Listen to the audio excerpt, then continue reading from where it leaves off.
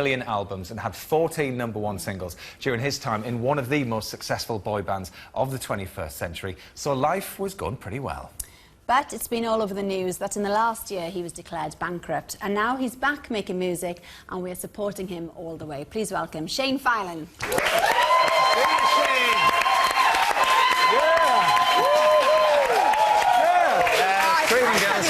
Thank you for having me. No. So West, I mean, you broke up, didn't you, back last year? Last June, yeah. Wow. So was it always on the cards for you? Because you said you would never get together as a band. Was it always on the cards to have a solo career? Or has all of that come from, obviously, the financial? I think, you know, for me, as a singer, being in a band, when we decided we were splitting up, I wanted to keep singing, of course. But yeah, financially, obviously, I wasn't in a good place either. But I think either way, I would have liked to have, you know, kept singing.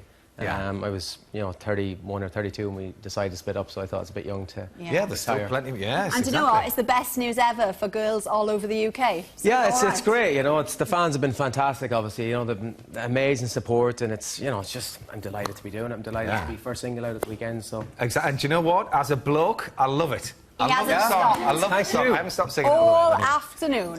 That's good. That's good. I think it surprised a few people, which is nice. Very good. Yeah, we'll talk. It's strange being interviewed all on your own. So, well, we thought, didn't we, we'd make you feel a bit more comfortable. Here we go.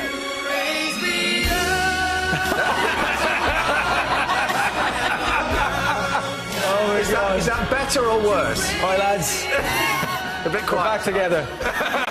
No, we'll get rid of them. No, you don't need them, you don't. That's unbelievable. Yeah, it's good. No, but this is the strange thing. I mean, we were just talking about it during that film there, that now, because obviously you've left the band and you know, it was kind of a bit like sort of the Famous Five scenario where you all had your individual roles. Yeah. And now you're out there on your own. It is, yeah. It's you know, it definitely takes a bit of getting used to. You know, it's everything I'm doing now. This is my first, you know, different TV shows you do for the first time. Yeah. I did my first performance the other night. Literally first ever performance on television. You're sort of waiting for someone else to chip in. It was funny because I went up on the... We were doing rehearsals during the day and I went up onto the stage and I saw one mic stand there.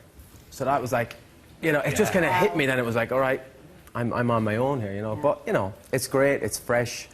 I'm loving it so far. You know, the support I'm getting off the fans is amazing. So, you know, just one day at a time. Yeah, well, your first single is fantastic. Matt's a big fan.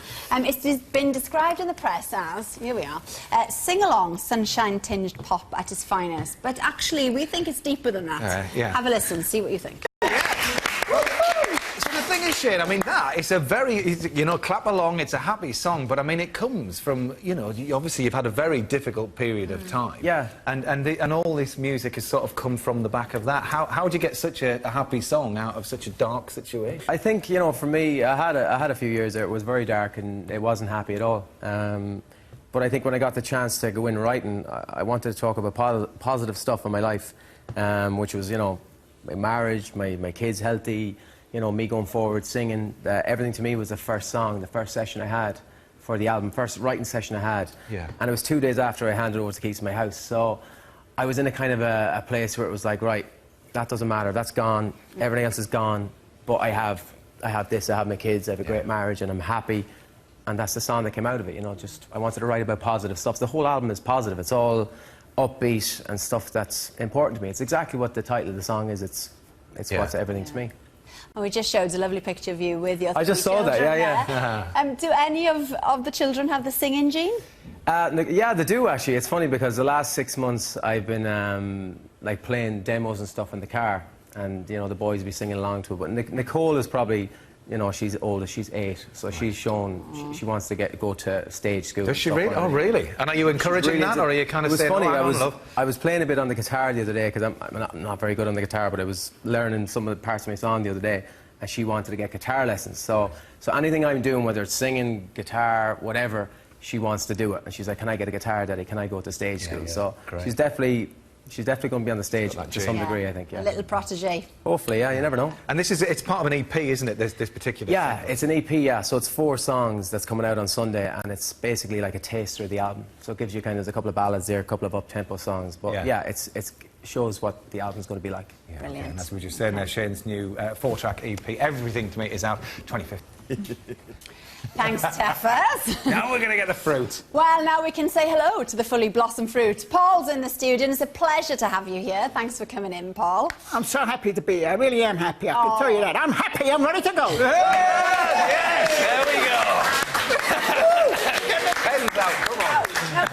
seen some incredible sporting moments, you know, during your career. Which ones really stand out for you, your favourite moments? Well, when we won the World Cup in '66, that was the biggest moment in my life. It still remains the biggest. I got to know all the players, Bobby Charlton, Alan Ball, Gordon Banks, you know, they're legends, and I worked a lot with Bobby Moore. What a gentleman. What would he be worth today? And what did they think of all the sketches that you did there and all of your art? Loved them, didn't they? Loved them. Did they? Man! You are the man!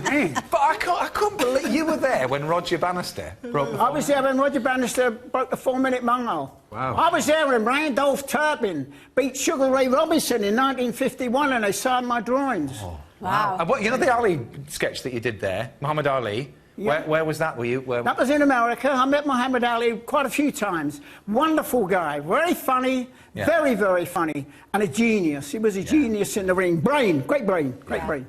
Now, as well as these lifelike portraits that you do, we can see hanging in the back, you do like an animalistic version of sporting heroes as well, don't you? So talk us through some of these then, Paul. Well, this is Ray Rooney. Now, I always see him as a bulldog. He's a little tough guy. Nobody knocks him off the ball. He's very determined, very aggressive, scores the goals. And what people don't realise, he's a very good-looking footballer. Photographs badly. Oh, is that right? About. Draws beautifully. He looks wonderful on A4. What about this one, then? This is Gareth Bale, right? This is Gareth Bale, and I always think he looks like the chimp, the cheeky chimp, who steals the nut, throws it, hits the target, he steals the ball, bang, it's in the goal. Top man! Yeah. Well, yeah, and soon to be the world's most expensive player, isn't he? Yeah, he is. Now then, we haven't got time for Usain Bolt, but will you draw Shane during the next VT for us? Well, Shane's going to be tough, he's a good-looking boy, he's just eyes and teeth. I don't usually draw. I've got to be tough. Listen, I saw you in that group, Westlife. Yeah, that's it. And then 3 backing singers didn't do you any favours. Yeah. 3 backing Who was singers the man? There's no need for that. Who was the man? Well, listen, let's keep it a secret what animal you're going to turn him into or whatever, so we'll do that during the film. I try and do it. It'd be tough, it's tough, it's tough. It was easy drawing toughers. Yes. Right. He's got no lines, he lived in his face. Tell you what, Paul. He looked like, what's that? While you get your pens out... You didn't ask me what animal you look like. Oh, go on, come on. You look like a bear, a polar bear. I'll tell you why. Because polar bears look lovely and cuddly, and when you go there, they crush you. When I came in, you shook my hand. Look, it's still got no life in it. I'm Paul, sorry. we've Tough got guy, to go tough on. guy. But Well, get listen. busy with the Let's get the pens. shoulder rope, get the shoulder rope, get the drawing. That's what away. Now, We'll Paul have a would have look. seen some of the best surfaces on the sporting stage. Yes, but are they as good as Stuart Grindle's lawn in Doncaster? That's the question. Right, get to work now. That's dedication for you, A isn't it? picture-perfect lawn, as is this. Look at that, Shane. What do you reckon, mate? Yeah, Hey. Well, Shane's EP, Everything to Me, is out this Sunday. And join us tomorrow when the One Show is live from Carfest South in Hampshire, where we'll be raising lots of money for children in need. We'll see you then. It's Good night. brilliant. Thanks, Paul.